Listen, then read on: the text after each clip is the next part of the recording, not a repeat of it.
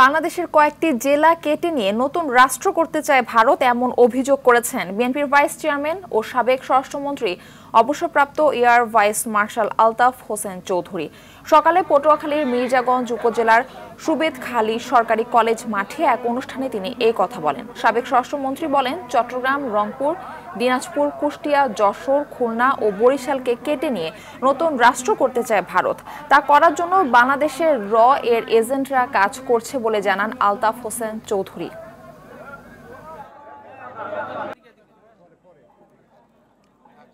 আফগানিস্তান ভারত হবে, পাকিস্তান ভারত হবে, শ্রীলঙ্কা ভারত হবে, মালদ্বীপ ভারত হবে, বাংলাদেশ ভারত হবে, এইরকম আহাম্মকি এই ধরনের বক্তব্য কোন নেতার মুখে মানায় না।